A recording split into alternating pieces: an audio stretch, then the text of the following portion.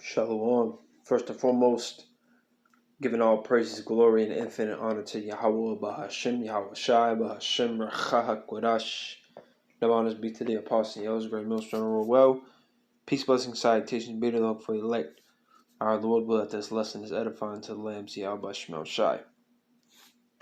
Alright, just a brief lesson I wanted to throw up in there.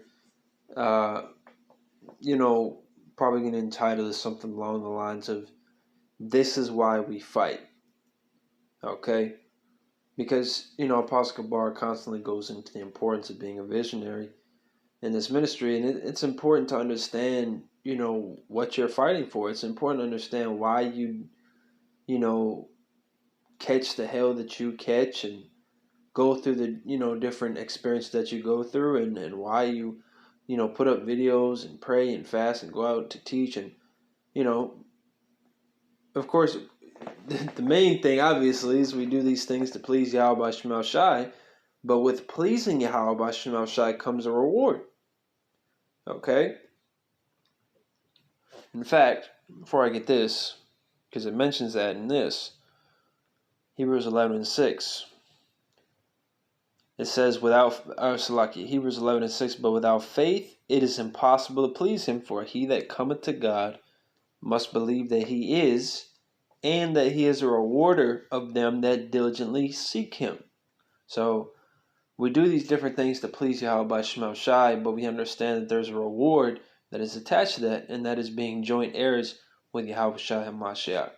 Alright, that is receiving the kingdom of heaven. That is, never having to suffer captivity or tribulation or any of these different things again.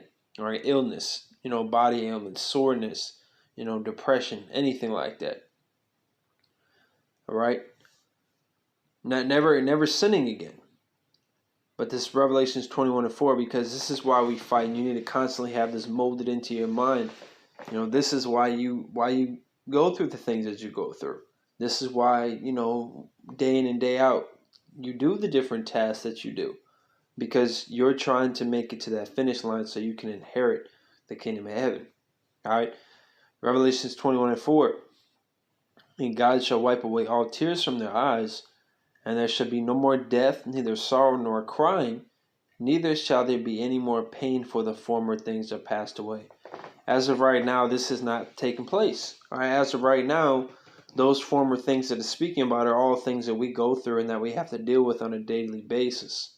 All right, of course, some days are, harder or worse, so-called worse, than others and things of that nature. But we have to deal with death. We have to deal with crying and sorrow and pain, whether it be emotional or physical, or we have to deal with battling demons in our mind and battling the flesh.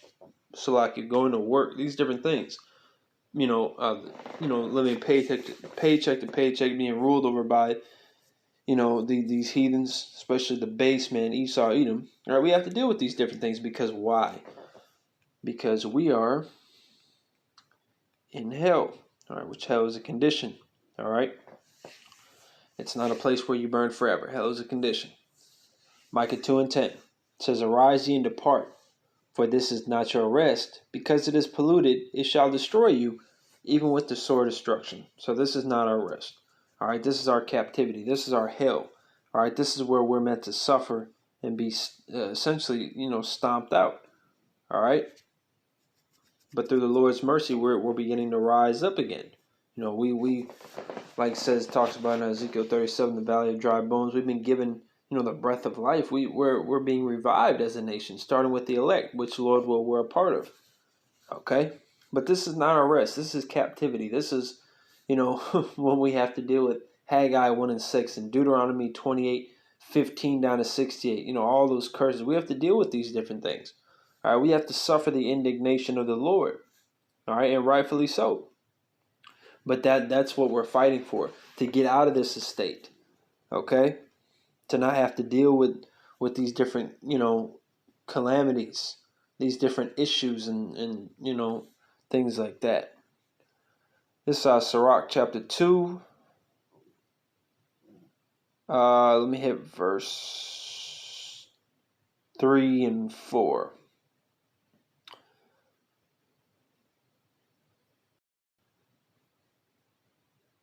I'll hit 2 down to 4.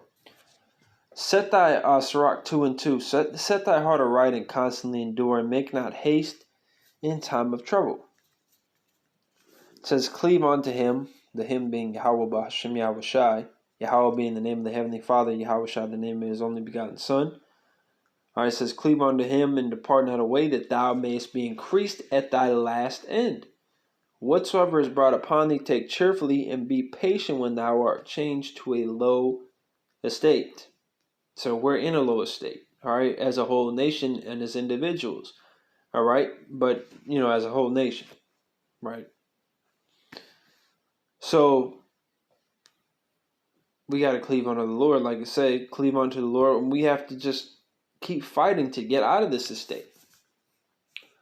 Because like I said in Deuteronomy 28:60, it told us that no man shall buy you, meaning redeem you. All right, meaning no mortal man. These different Black Panther Party and MLK, Malcolm X, these different things like that. We can't get delivered out of captivity from that. We need Yahweh B'Shem Shai to deliver us. All right, so clearly the what is the bridge that connects it?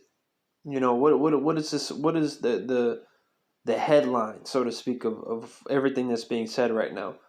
We need to please Yahweh B'Shem Shai. We need to pursue after their will. All right, we need to do that so we can be removed out of this low estate that the Lord has placed us in. All right, talks about that in Baruch. All right, which I'm going to go ahead and get this first, and then I'm going to hit the Baruch 4. All right, Baruch 3 and 8. Actually, down. I'm going to read 8 and then go down to 9. Baruch 3 and 8. It says, behold, we are yet this day in our captivity, where thou hast scattered us for a reproach and a curse, and to be subject to payments according to all the iniquities of our fathers, which departed from the Lord our God. And that's where our problem lies. When we depart from God, which God is what? Allah in the Hebrew, AHLA, which means what? Power. When we depart from our power, what are we? Powerless. We have no strength. We have no, shield. We have nothing. Okay? And then everything bad begins to fucking hit us upside the head, man. You see? We have no protection. We have nothing. All right? That's why we need to return unto Yahweh B'Shem Shai. It tells you in Proverbs 18 and 10, the name of the Lord is a strong tower. The righteous runneth into it and is safe. All right? It says, hear Israel, because that's who it's all about, the Israelites, right? Negroes, Latinos, and Native Americans, so-called. It says, the commandments of life, give ear to understand wisdom. Okay?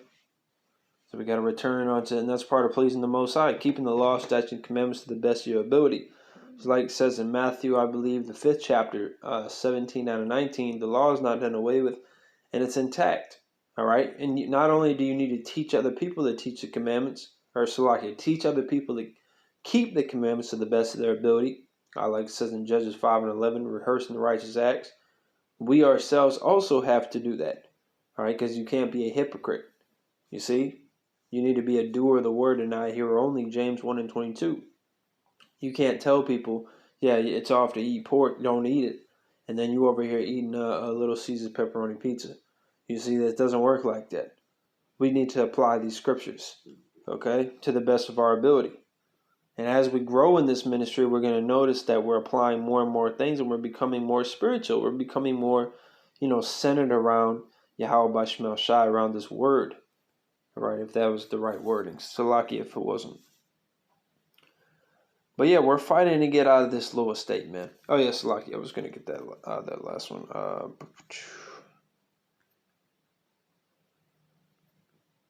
Broke 4.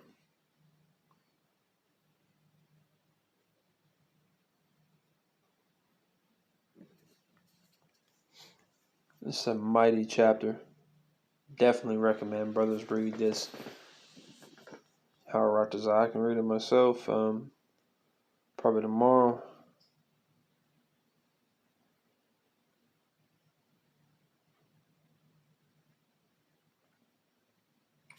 I'll just go ahead and hit these right here. Baruch chapter 4, verse 27 to 29.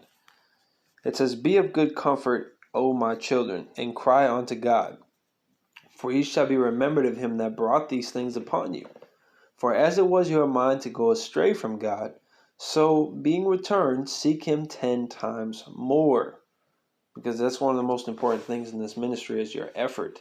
All right, because remember, faith without works is dead. You need to have effort to support your faith. All right, to show that yes, I believe. Right, you need to have faith as well as effort, as well as works.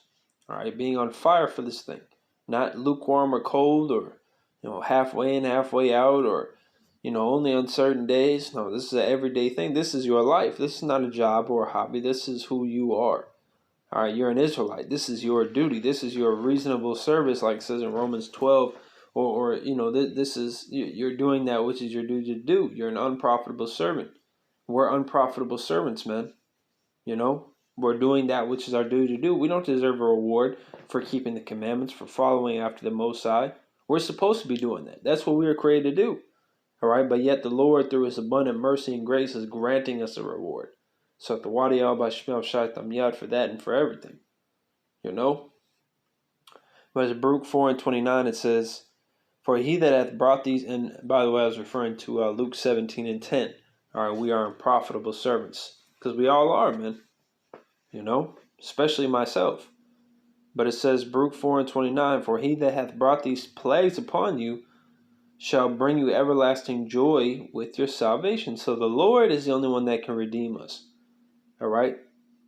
So you don't need to be, damn sure don't need to be trusting in men, in this jab, in this beast system, in any of this stuff. Trust in Yahweh Shemel Shai. Seek after the Lord, and in due time the Lord is going to take us out of this low estate and place us in the highest estate possible.